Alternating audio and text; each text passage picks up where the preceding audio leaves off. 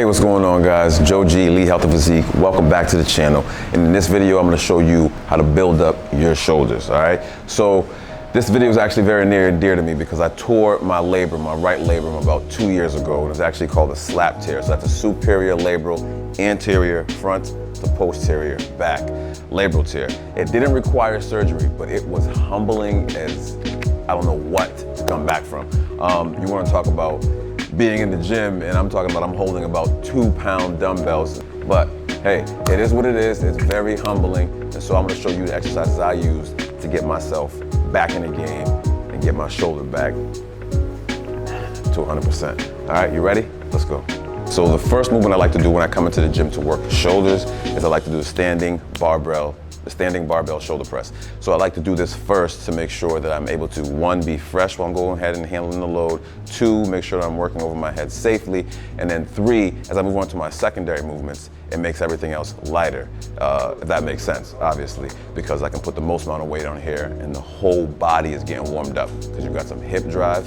You're also activating your core. You have to keep your core engaged in order to strictly press the weight over your head. So all these things come into play, and that's why I use this first, because it's a compound movement. It helps lubricate all the joints, all the synovial fluids getting through the body, and then when it's time to move on to the secondary movements, you're warmed up. So that's how you want to make sure you start majority of your movements, unless, again, you are targeting a weak part of your body and you want to break it down pre-exhausted before you come in and do some heavy poundages. So let's get into the form and a little bit of science behind it, because who doesn't like science?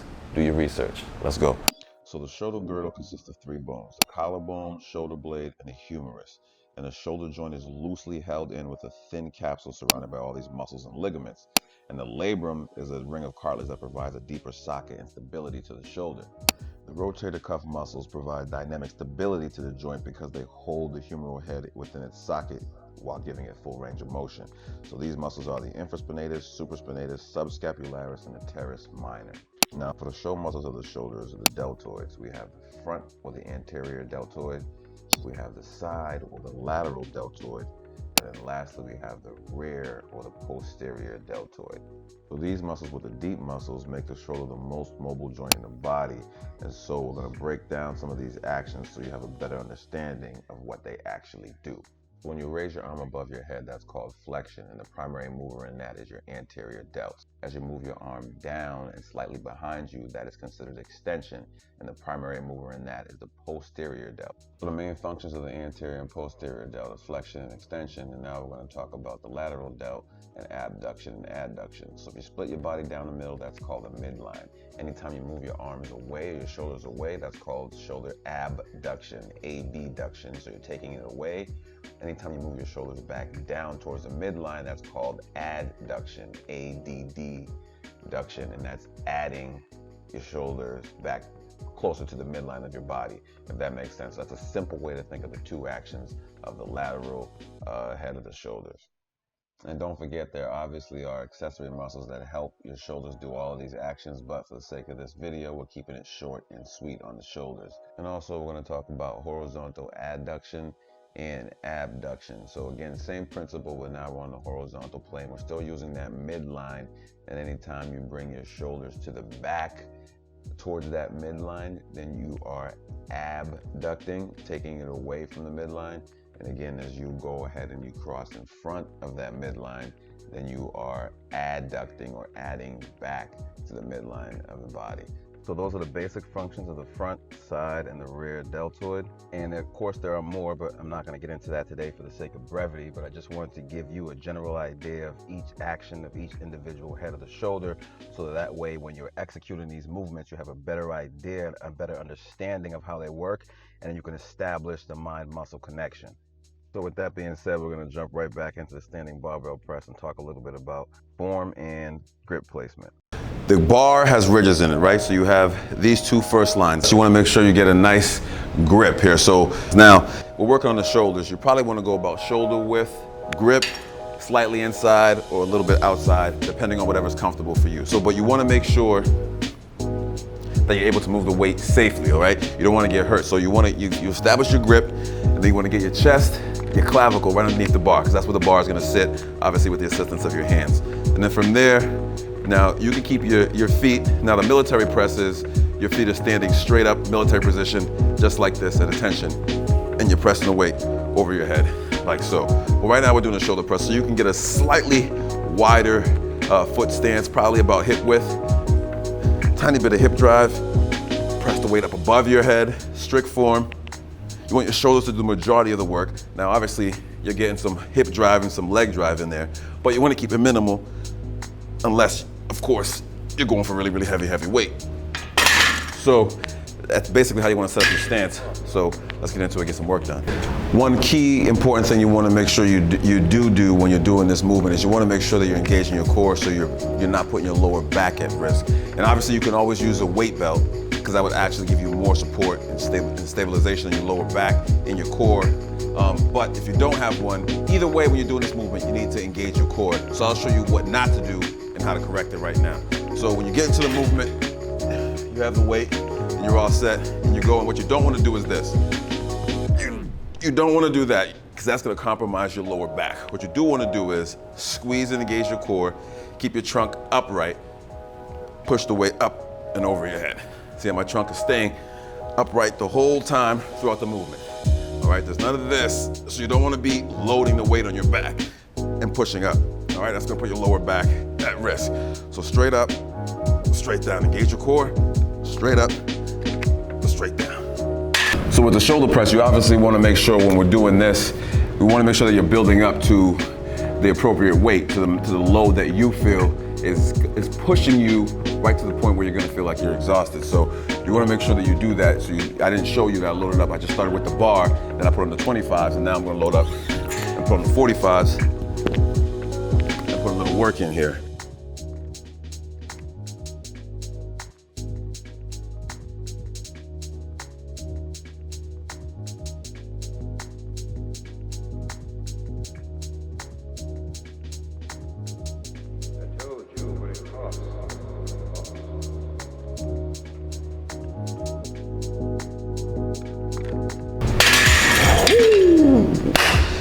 Yeah, that felt real good, guys. That felt real good. All right, so we're all done. We're finished here with a standing barbell press. And now we're gonna move on to all the secondary movements that'll help build up your shoulder. All right, let's go, guys.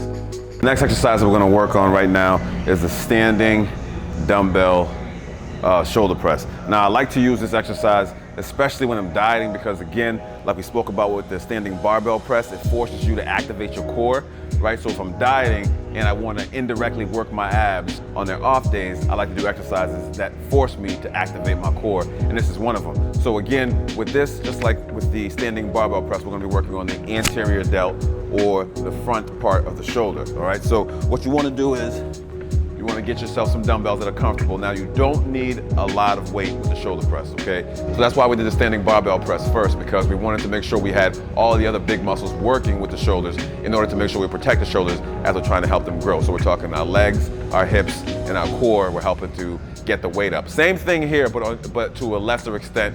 And another thing with the difference between barbells and dumbbells. So the barbell is a little more, it's something you can be a little more, you can have a little more brute force with, right? So it's something that you want to put as much weight on, and it's okay if your form breaks down. But with the dumbbells, you need to have a little more tact. And by tact, I mean, you know, there's a lot of small hand movements and placements of your elbows that would, you know, stimulate and target different areas of the shoulder. So you have to keep that in mind as the main difference between dumbbells and barbells, and obviously there's more range of motion with dumbbells. So keep that in mind, and that's why you should use both, right? So with this movement, you want to make sure you get the dumbbells. Now, what I mean by tact and talking about is, so now some people will start the movement like this, and they'll keep the weight in their elbows flit at exactly 90 degrees, and they'll press up. But see, the thing about this is it's very stressful for your shoulder. As I brought that down, I can feel the stress on my shoulder. And actually, it's not even the shoulder that I tore the labrum in. So that just lets you know that, you know, you have to be a little more careful with the dumbbells. So in order to, if you are having that problem, what you can do is, just like with the bench press, if you go back and check my beginner push day tutorial, you'll see just with the bench press, you want to keep your elbows not at 90, turn them in slightly, right? And that takes a little bit more stress off your shoulders as you press the weight up. Now, when you're doing this movement, you don't need to go all the way back down to the shoulders, right? You want to come right about to your ears, and you want to bring the weight up to to a point above your head, almost like a triangle. So from here to the top, they don't have to touch at the top, and back down right here to your ears. Here to here. Here, very short range of motion. Here to here. My core is activated the whole time. Here to here. Here, whew, to the top. So it's just like a triangle. And that's how you want to make sure that you go ahead and you hit the standing barbell shoulder press. So that's pretty much how you want to make sure you hit the form.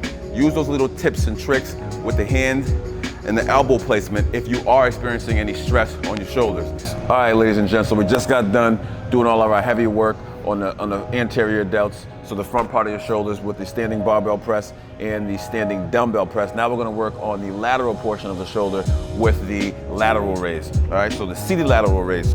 The main reason we're sitting down when we do the seated lateral raise is because we wanna take away any momentum. We wanna really work on the detail of the shoulders. Now, another fun fact is that, and this is even in athletes, I learned this playing football my first year of college, is the majority of athletes are well behind on their shoulder training. So just think about that. Athletes, people who train all the time. So for a regular person, just think about how far you are behind on your shoulders. So you don't need a lot of weight, but you want to make sure that you're using strict form, because you do want to make sure every fiber is working, because you really just want to stabilize your shoulder with these movements. That's why you work them, to tighten up the fibers and to grow a little bit of muscle and to make sure they look capped, and gives you that nice full illusion that you're thicker up top when your waist is thin after you diet, all right? So in order to start the movement, you wanna make sure that you keep the weight right by your sides and slightly underneath. So slightly underneath means right where your butt is, okay? So right where your butt starts to, when you feel your hands touch your butt and your waist goes slightly inside of that, right? And then you're abducting, taking your shoulders and arms away from the midline. And that's how you want to start the movement, all right? So and another thing you want to make sure you do is, or don't do is, you don't want to engage your traps too much in this movement. You don't want to have your traps helping you with the movement. Of course, it's going to aid in getting the weight up there, right? It's an accessory muscle, but you don't want it to dominate the movement. So you want to make sure you focus on keeping your traps flat and raising the weight up. So think about keeping your traps flat, raising the weight up. Traps flat, abduct the weight. Nice and slow, control it on the way up, on the way down. And this will give you that nice burn, and you can feel it all the way through, you know? Another advanced tip for this movement is, as you're doing this, right, as you get here, now if you really want to work on the deep fibers of the lateral head, what you can do is, once you get to the top, once you get out here, you want to act like you were pouring a cup, right? So you want to raise your pinkies up. So here, slight raise in your pinkies, keep your elbows slightly bent, slight bend in the elbow. You want to act like you're pouring something into the cup. So as you do that, your pinkies flare up towards the sky. Up towards the sky. Whew, and you can feel just that tiny bit of a hand movement. Now, that's like when I talked about tact, again, with the dumbbells. It's the same thing. Slight bit of tact with your thumb, with your pinky or your thumb, makes all the difference and help develop the striations in your shoulder. So if you can see here, as I raise my arm, you can see the different colors of the muscles. So that's what, when people say striations, that's what they're talking about. They're talking about, so the muscle fibers have a color as dark, light, right? So as you build the muscle up and then you diet down and you get down to a low enough body fat percentage, you're able to see the striations in the muscle. So that's what helps you get a nice capped shoulder. So you gotta build it up, diet down, reveal it, and then you can enjoy all the fruits of your labor. But as you see here, you can see, as I raise my arm here, you can see the fibers underneath the skin. Dark, light, that's what you're seeing. Dark, light, dark, light. So having some tact with the dumbbells as you're doing your shoulder movements, or any other movement really for that matter, makes all the difference. Just these tiny little movements help you get a lot more results, all right? So that's pretty much it, what we're gonna do for the lateral head of the shoulder. And now we're just going to work on the rear delt. So I'm gonna show you one exercise to get started. We're gonna move over to a different bench just so it gives us a little more range of motion. All right, let's do it. All right, ladies and gents, so the last move we're gonna get into is the rear delt raise, and that's to really target and specifically get at the rear delt. So what you wanna do is, it's very similar to the lateral delt raise, however, you're going to be bent over more and you're gonna come from directly underneath. Now, before we were just reaching and touching till we got to pretty much the outside of our butt, right? But now we're gonna go all the way underneath, leaning forward, and then raising the weight up slowly. All the way underneath, raise the weight up slowly. Weight underneath, raise it out to the sides, nice and slow, bring it back down. Raise it out to the sides, nice and slow, bring it back down. Raise the weight out to the side, nice and slow, bring it back down. This is gonna really help give you that complete package, front, lateral, and posterior delt. Make sure that you are keeping all your muscles stable. Do a great range of motion. It also allows you a lot of flexibility. And it pretty much, you don't understand how important the shoulder is until you can't use it anymore. So you wanna make sure you're paying attention to your shoulders. It's definitely the most underworked portion of the body, and that goes across all categories and stages of life. So we're talking athletes, again, like I said, we're talking bodybuilders, like I said, and obviously, specifically, lay people, regular people, just like you and me, regular Joes and Janes who sit at the desk all day and don't work their shoulders. So this is very important to make sure, not only for bodybuilding, but just for general health and being able to live life functionally. So that's it. That's gonna wrap this up for today. Hope you guys enjoyed the video. Now I'm just gonna finish up here with a little bit of cardio. You guys don't really get to see it in cardio. Excuse me, my man's vacuuming over here. He gotta do his job, and I gotta do mine. So if you like this video, please subscribe to the channel. Lets me know that I should keep coming with new content. People actually appreciate it. And reach out to me, man. Follow me on Instagram. Got plenty of stories. I post plenty of meals, plenty of workouts, plenty of tips on there. So check me out on Instagram. Don't forget the juice is worth the squeeze. See you on the next video. We out.